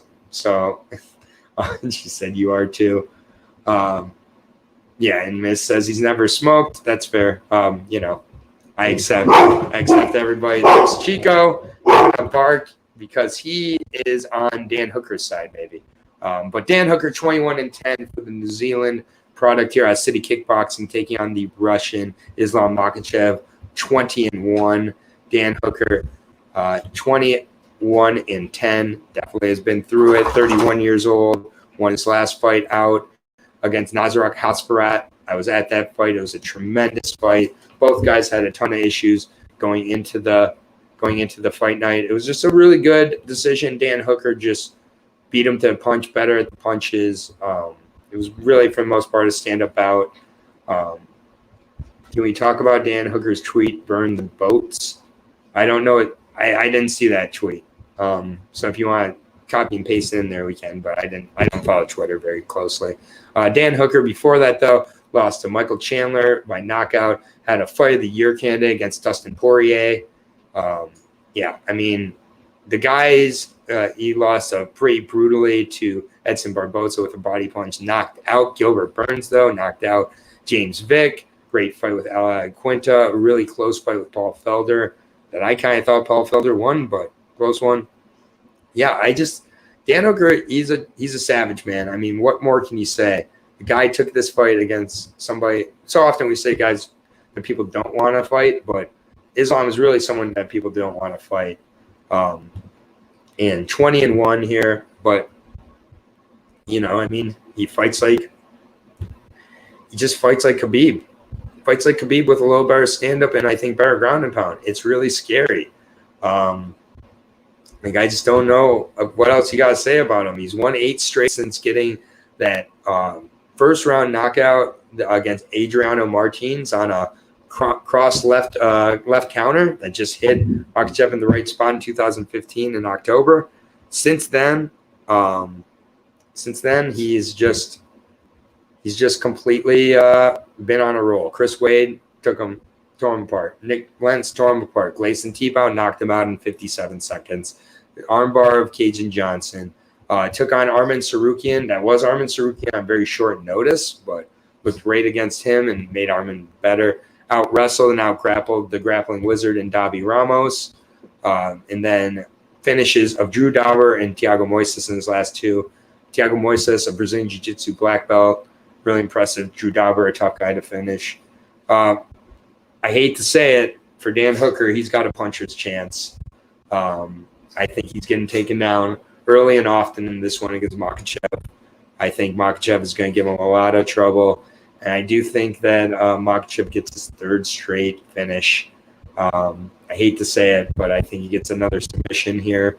Hooker has been submitted a couple times. He's had to quarantine for a lot of this. He's not been able to go back home. I think that this is just a really tough back against the wall type of matchup. And, I'm rooting for Dan. We're all rooting for Dan. But, man, this is tough. I got Islam by sub. Looking at the numbers right now, I know that Islam has Kazmat type of numbers with regards to his odds. There's just heavy odds on this one. This is a card I'm not betting as heavily. I don't love the heavy odds we saw last night with PFL. Minus 800 go down. It's just not worth the squeeze. Minus 575, plus 390 on Dan Hooker. I would take Makhachev inside the distance. It's plus 135. I like that. Makhachev by submission, plus 200. So I would honestly just take Islam inside the distance, plus 135. That's my play for you. Dan Hooker inside the distance. Dan Hooker inside the distance, plus 750. So I mean, if you want to take a shot on that puncher's KO, there it is, plus 900 on a decision. But yeah, I like Islam here, and I do like him by submission. Sorry about that. Hooker needs to grow a beard and have a better success. Yeah, the Hooker without a beard, just no chance. You're completely correct, Kakai. And Kakai, if I'm not saying your name correctly, can you spell it phonetically if you know what that means? Like, spell it how it sounds in case I'm saying it incorrectly. I'm saying Kakai. That's how I'm reading it. But everybody who watches knows that sometimes I struggle with name pronunciation, especially of Polacks. So just put it in the chat if you got it. But next fight here. Sorry, just adjusting really quickly. Next fight is it's our first of two title fights here, taking on Peter Yan, taking on Corey Sandhagen for the interim bantamweight title fight here. But I know most of us probably agree here that Peter Yan should already be the champ. Aljamain Sterling loss that we'll get to in a second, but Corey Sandhagen, he's a knee thrower himself, but he likes to make sure his guys are standing because this guy is flying to land his knees. So you don't got to worry too much about those. But 29 years old for the 5'11", 70-inch bantamweight out of Team Elevation in Aurora, Colorado. 14-3, lost his last fight out to TJ Dillashaw in an absolute classic. I frankly thought Corey Sandhagen won. If you never asked me, I want to know how to say your name. Future presentations. But yeah, Corey Sandhagen, also really close split to TJ. I can see how he did, but I did have it for TJ, and I think for Corey, I should say, I think Corey kind of fell a little bit too in love with the flashy KO finish, though. And I think it's what kept it close. He was coming off of a wheel kick finish, a flying knee finish since that quick finish against Aljamain Sterling. Other than that, he's looked really outstanding. I think it was a fight against TJ, which was 5 rounds, which I think he's going to learn greatly from. Yeah, it was close. It wasn't a robbery. I do not think it was a robbery. I do not think at all it was a robbery. But I think that, TJ did, do what he needed to do. It was a close fight and a fight that both fighters get better from. Corey Sandhagen's the one making the return here while TJ's out with surgery. But Corey Sandhagen, very tall, lengthy striker, tremendous flexibility shown in the Yuri Alcantara fight. Good finishes throughout his career. Had a split against John Lineker where he showed off the cast iron chin. Decision against a very smart Asunciao.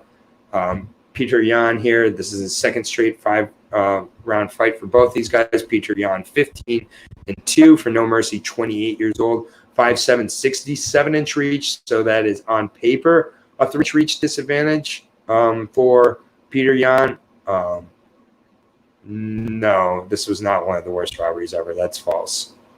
You just, Devin, sometimes the shit you say is so uneducated it makes me shake my head. Now, it was a close fight where TJ won. That does not make it a robbery. 5'7", 67-inch reach. I frankly think the reach is a little bit larger than that for Sandhagen. It's 5-inch reach advantage, or 5-inch height advantage as well.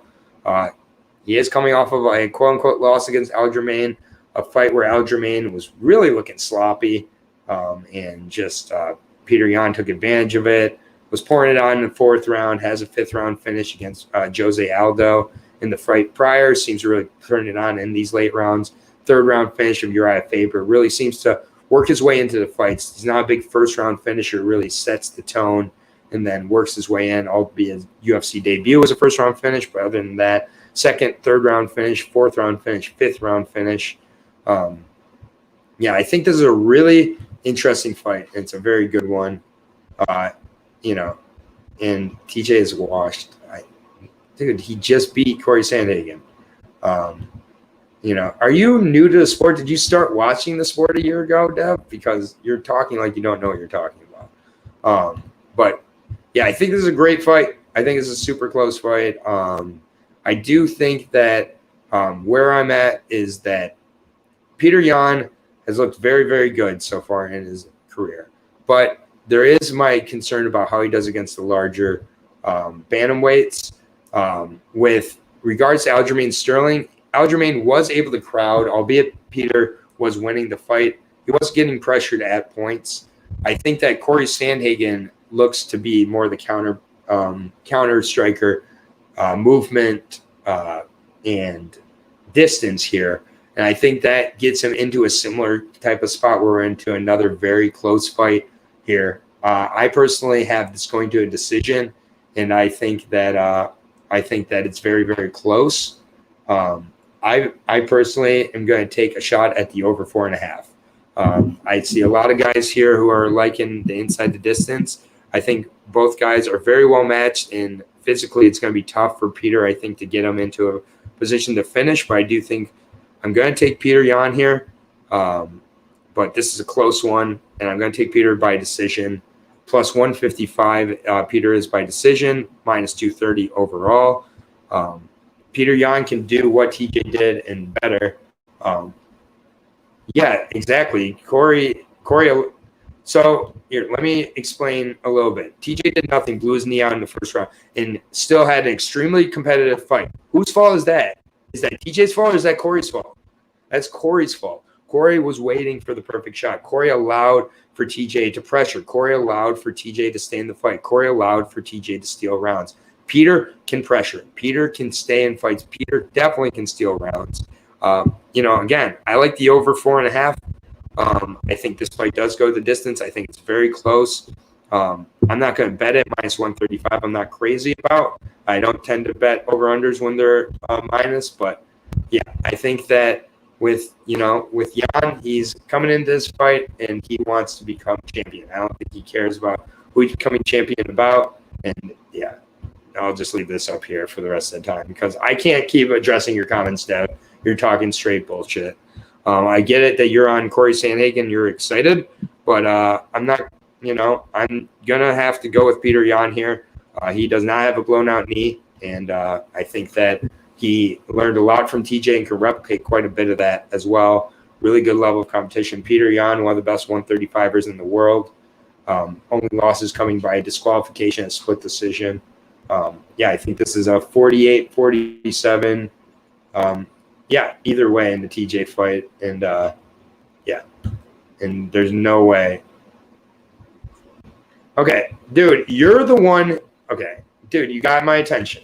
You got my attention again. Y'all are some casuals if you think TJ won. Where did I say that? Anybody got the timestamp of where I said that? I said it was a close fight. Are you new to MMA? Close fights happen. Split decisions happen. When it's a split, you cannot say it was a robbery, period. How about you go back and watch that fight? Because I don't think you do tape, dude. I think you go on to Tapology and you look at who's trendy, and that's what you do. So you really need to, think about who you're calling casual here because you're a fucking idiot. Straight up, man. Fucking clown. Absolute clown. We're to the main event here. Jan Blkovic against Glover Texiera. I'm sure that Dude has multiple times talked about how whoever's facing Jan Blkovic is probably, I'm sure Jan was going to lose so many times. How about Johnny Walker? Let me guess, not a robbery. Dude, you don't understand what a close fight is. I'm not talking. I'm ignoring you the rest of the time. 205 light heavyweight championship here between two veterans in the game. This is a beautiful fight for MMA.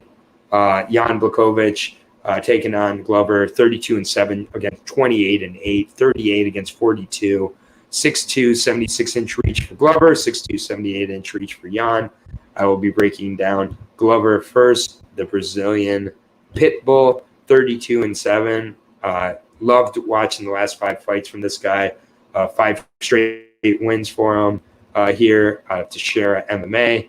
Beat Thiago Santos by rear naked choke his last time out. We saw how Thiago Santos looked against Johnny Walker. Really, really outstanding. And like just absolutely a great fight. And just, I mean, Thiago Santos just kind of got worked in that fight by Glover. Wrestling was there. Glover took some good shots, just like he did against Anthony Smith, got to the ground. That ground and pound fifth round finish of Anthony Smith was brutal, knocked his teeth out. A rear naked choke of Thiago Santos. Nikita Krylov, really close fight there. Took him to a split.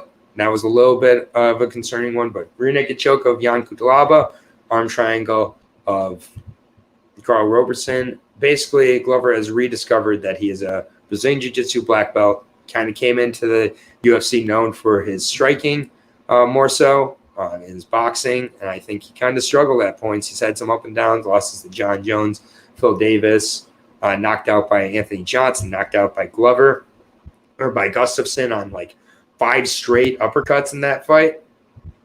And it's just like, that was a pretty brutal knockout. But really, since then, good overall MMA game plan. Corey Anderson was able to out-wrestle him a little bit. Besides that, Misha Serkinov looked great. Carl Roberson, Jan Kutalaba, just heavy top control, heavy pressure. And he's just so durable. And, I just, hold on, let me take a look at the comments here and catch up real quick, and then I'll get into Jan. Nev, a couple of minutes ago, you said Tybro will KO Volkov. That's a very dead. You said he did enough. Okay. So Dev, you're just clogging up the chat. So it was nothing important. And Glover ain't no Adesanya. Definitely not. You want to talk about a speed difference for Jan from one fight to another? Going from Israel Adesanya at 200 pounds to Glover Teixeira, that's quite the speed difference here. Jan, 28-8, going to look like a spring chicken here at 38 years old, 6'2", 78-inch reach. He's going to have a speed advantage. I think he's going to have a power advantage. I think the advantages in a lot of spots go to Jan here. Looked really good against Israel Adesanya, mixing in the wrestling, mixing in the grappling, and everything, doing what he needed to do to take that decision. Before that, the body kicks and the strikes on Dominic Reyes, he just put a beat down on him. Right hook finish of Corey Anderson, clean finish there. The finish of Luke Rockhold. Had a split against Souza, though. So we got the split against Souza on one side. That was a 5-round fight as well. So I think that we've seen Jan get better and better in 5-round fights as we've been going, though. I think at some point the power of Jan gets a hold of Glover. I've been loving Ben Glover throughout this run here, betting on the durability. Obviously, Thamaris, we know that you do love Glover, but you're going with Jan. Okay, I thought you were going to stick with Glover there. If Glover survives these flurries from Jan and can somehow push the pace on Jan and get him exhausted and knock him out, I just would be shocked. He's so well-rounded, though.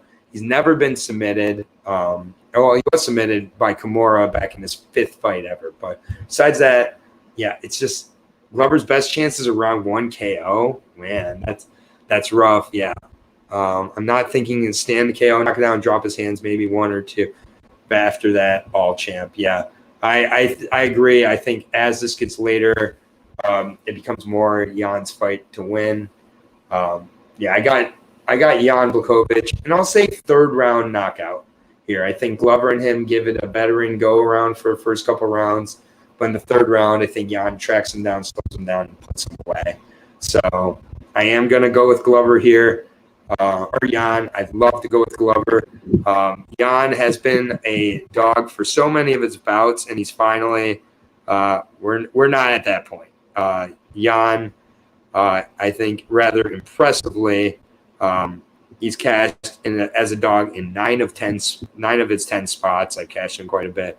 He's a favorite here. We've got another one approaching 300, and it has approached minus 300 now. Minus 300 favorite in Jan, plus 235 Glover Teixeira. Aaron, do you think Makwan has a chance? So I did not pick Makwan in that fight. I picked Laurent Murphy. I do think Makwan has a chance, but it's kind of that first round submission finish kind of chance. I don't like how Makwan looks when it gets uncomfortable and he starts getting hurt with the strikes. And then Joey Thomas. I haven't seen you here before, but thanks for joining. Dan could win by a huge knee against Islam, but Islam is relentless top pressure. If he gets him down once, I don't see a way for Dan to get up. Yeah. What about weight? For Jan, this could be the heaviest fighter he's fought in a while. Out muscled by, I just don't see that happening. Yan seems so strong. And yeah, Yan inside the distance, Kakai's bet. Yeah, I'm not against Yan inside the distance either. This is just such a good card and really interesting how many of these are lopsided. Yeah, Yan inside the distance currently is at a -120. I don't hate that price at all. I think that's a good price. And then Many, I appreciate you welcoming. But any other questions anybody has, you can go ahead and get them in now if your name's not Deb the Dude. If your name's Deb the Dude, fuck off. I'm just kidding, but not really. And I'm going to go through the quick picks here. Then I'll take a look at any questions anybody may have. But this, again, it's an early card here in the States. You got an afternoon card. Quick picks is coming up, but new viewer, but I'm loving your vids. You do your research and it shows. Thank you so much, Matthew Castellanos. I really appreciate that. I work very, very, very hard, and thank you. The results have been coming in lately, so you picked a good time. Damaris, when I don't have Bunny in here to the presence of her to calm me down and hearing the laugh and hearing the kind of insight, I get a little crazy. I've been alone for 2 hours on this breakdown. I can't believe I just went 2 hours. But real quick, quick picks, putting the quick picks. I'm going to update my time stamps. That's why I pause for a second every once in a while, guys. Sorry, I'm trying to get time stamps, which I'll put up right after this video.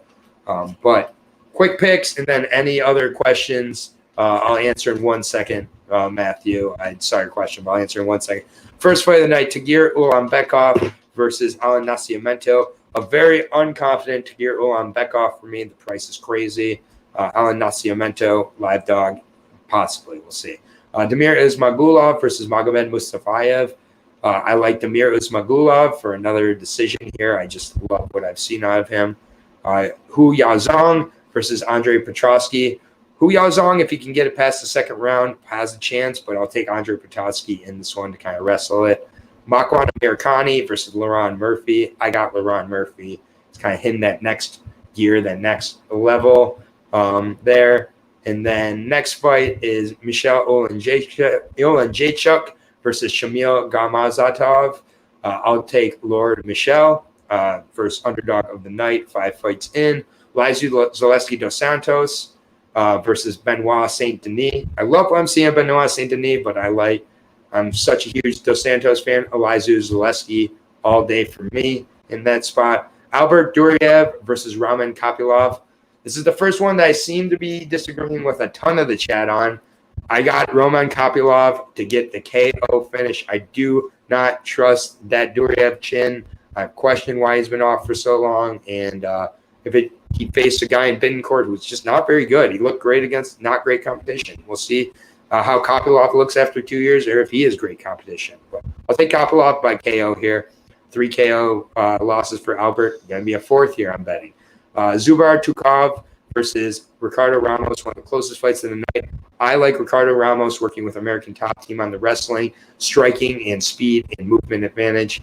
Amanda Ribas versus Verna Jandaroba. I like Verna Jandaroba as just out-grappling her in this fight, pushing the pace, punishing the weight-cutting Amanda Ribas here.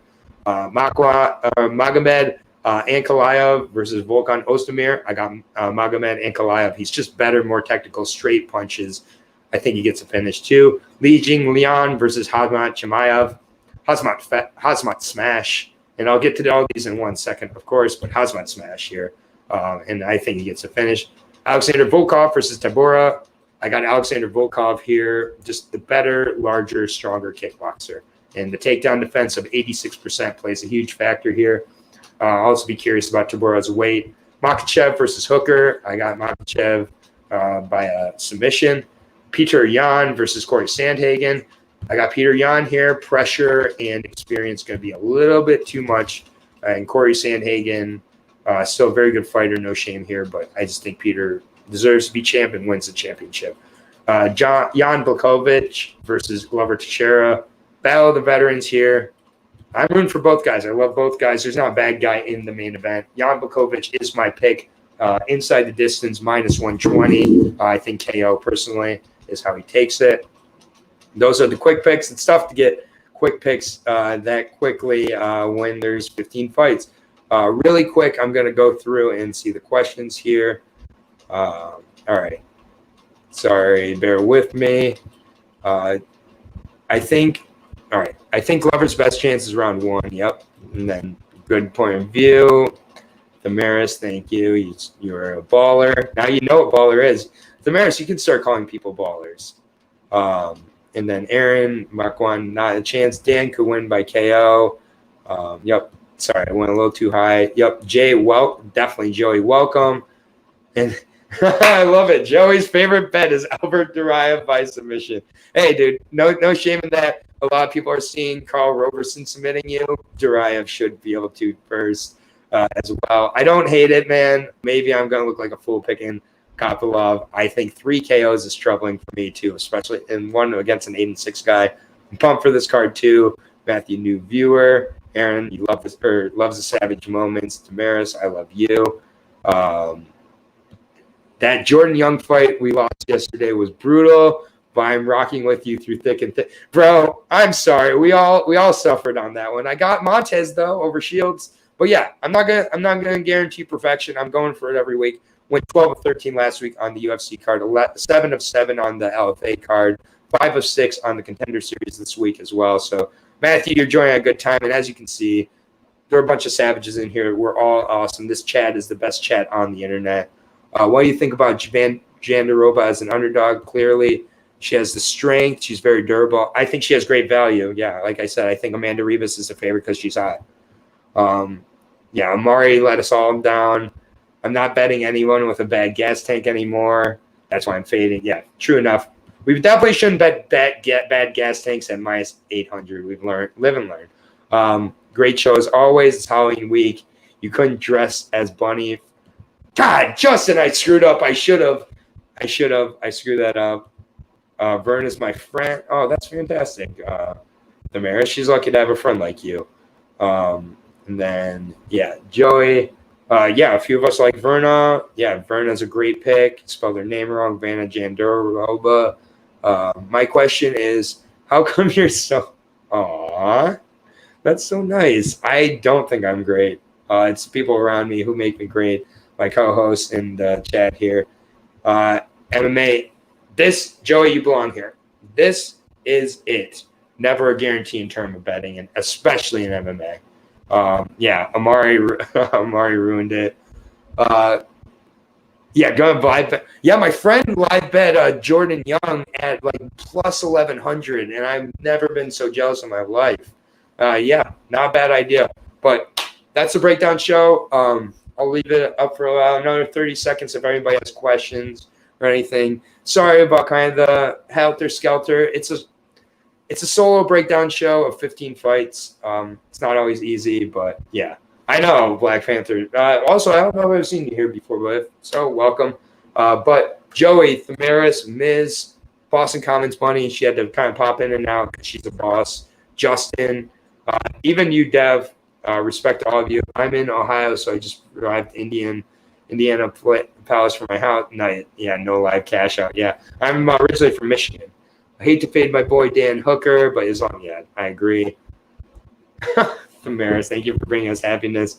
Yeah, I am watching I always watch the NFL, so frankly, I don't know what's the Thursday night game this week. What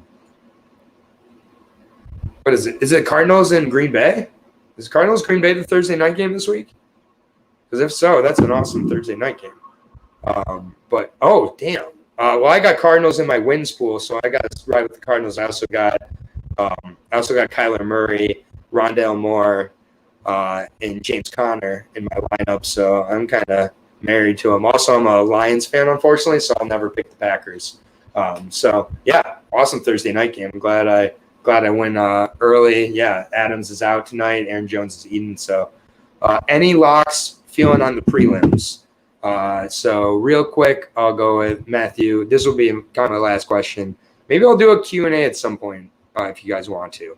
Locks wise, Laurent Murphy, I like quite a bit as a lock. Other than that, with the prices and everything, Laurent Murphy and there would be my closest to locks. Otherwise, you've been priced out a lot of these, but I'd say Demir, Petrosky, and Laurent, that middle three, you could probably pin together for a quick little slight positive parlay. But otherwise, otherwise, I think the prelims are going to have some surprises on it. Hey, I don't want to hear it from any of you guys. I'm a Lions fan. I'm in the most pain here. So I don't want to hear the Lions have 0 wins, 0. So I don't want to hear it. We lost on a field goal where it hit the upright, bounced up, and then over in Detroit. So I don't want to hear about it from Dolphins fans who have an undefeated season and a Super Bowl. Bengals. Hey, I have the Bengals in wins pool too, man. So right on. Bengals have been banking it this year, dude. Bengals are awesome. And they're going to be finally a good year. You got several good years ahead of you. You got several good years ahead of you. Jamar Chase, why you didn't take him, Lions? Why? I don't know.